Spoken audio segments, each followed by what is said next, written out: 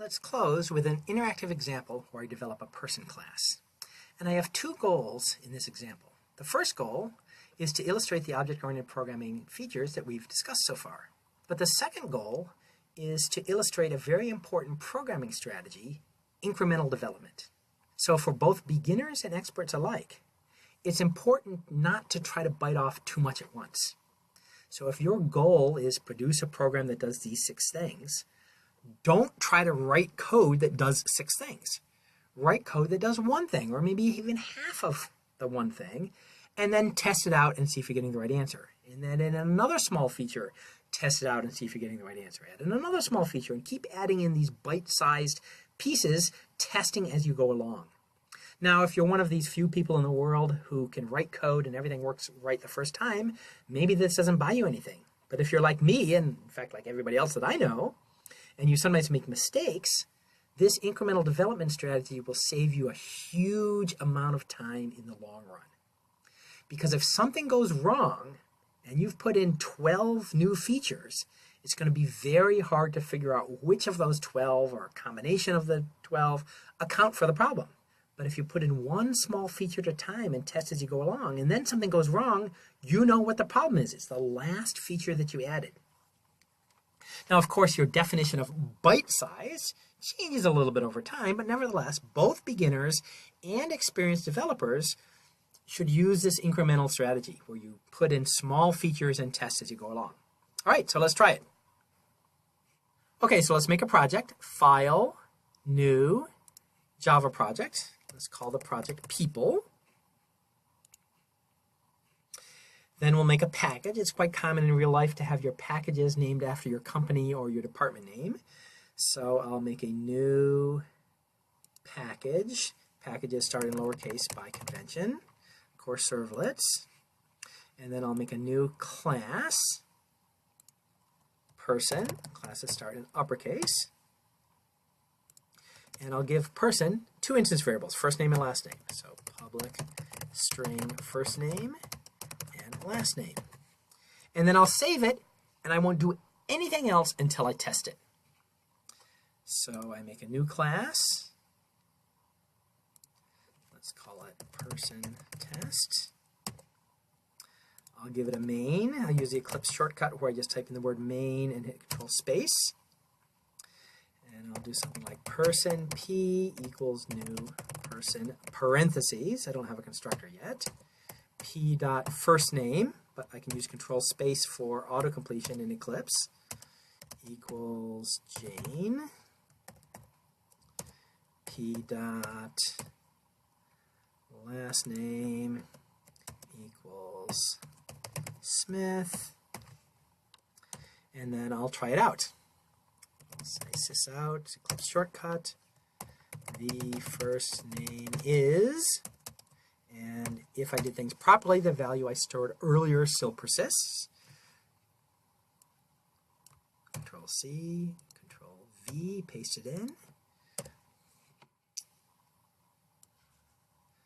Control C, Control V. The last name is. So if I've done things properly, it'll say the first name is Jane and the last name is Smith. Run as Java application. Well, it works the first time because I've done this quite a few times. But the incremental strategy saves you so much time as soon as something goes wrong. So even if you're experienced, build up very gradually. All right, so I defined instance variables. Well, the second thing we covered was methods. So let me go into the person class, and let me make a method that can compute the full name. Public string. It's conventional in Java to define methods that take no arguments to start with the word get.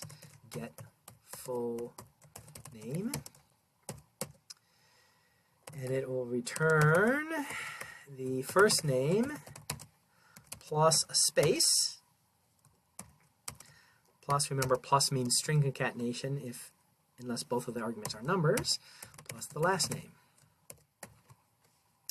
All right, so let's try that out. We'll go back here, and we will erase this. And we'll just say p.get, control space, full name.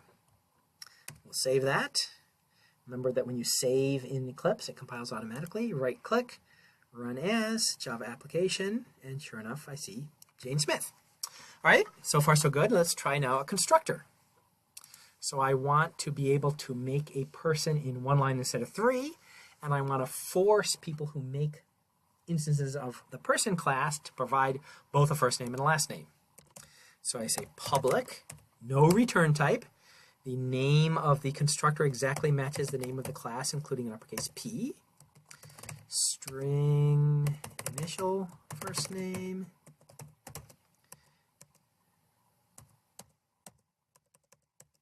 And string initial last name. Once you experience, you might jump directly to the version that uses this variable and has the parameters and the instance variable given the same name, but at the beginning, don't do that. Start off simple, work your way up to more complicated. So I'll take the first name instance variable, and I'll give it a value that comes from the parameter that was passed in.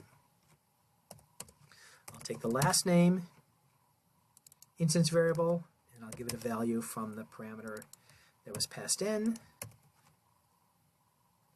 Now, as soon as I hit Control S here, my test routine will now have an error because Java gives you a zero argument constructor, a default constructor, a constructor where you just say new, the name of the class in parentheses, only if you don't have any of your own constructors. As soon as I define a constructor that takes two strings, that'll be the only constructor that's available. So I hit Control S.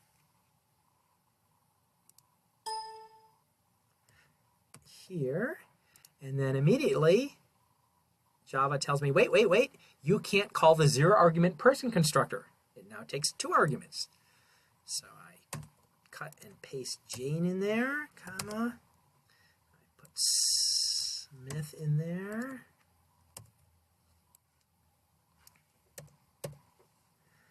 I save it. I run it again. And hopefully I get the same answer. And again, I'm getting the same answer only because I've done this many times.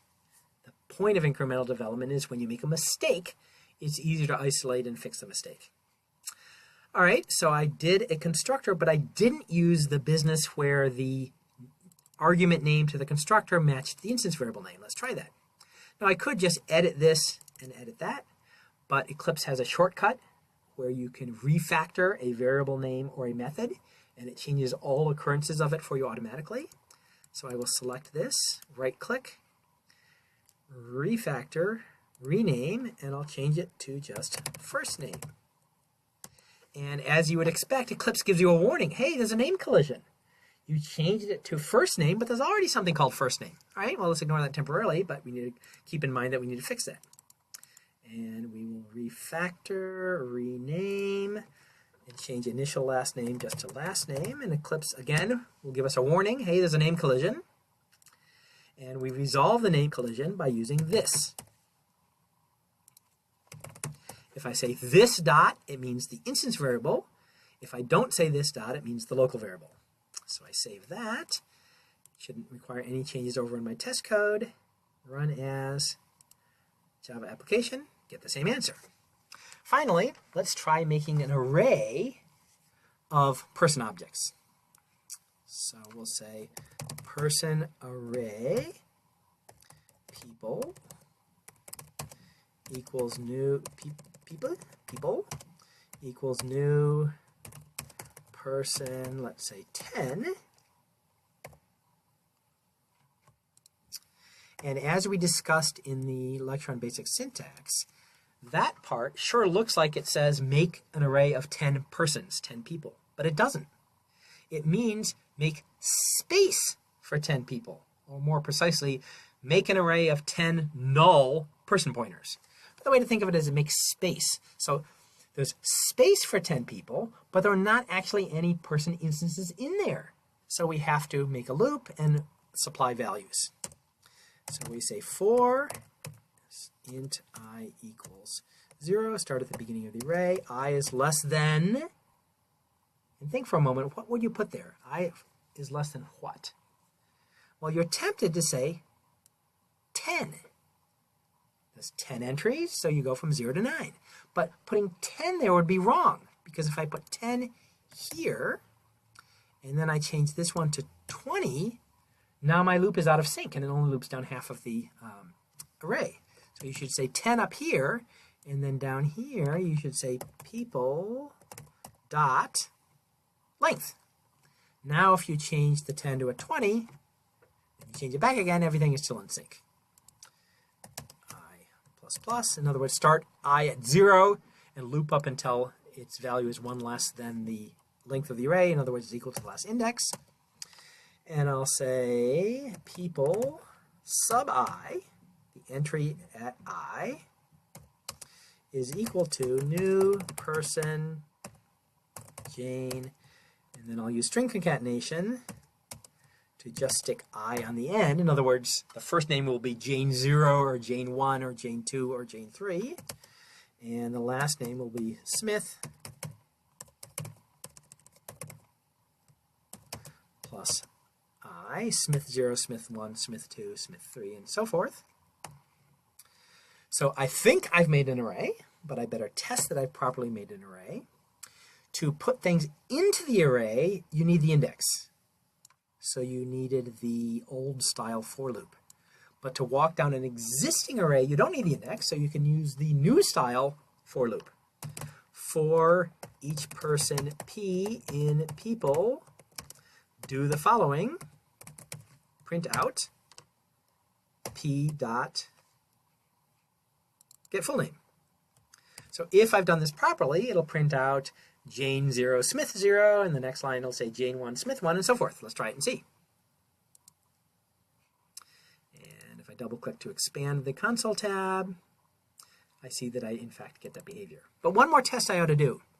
I claimed that by using the length here, I'm resilient to changes in the size of the array. Let's try it and see. So let's use 5 instead of 10 and see if we get the right behavior without changing any of the rest of the code. Double-click on the console tab. Sure enough.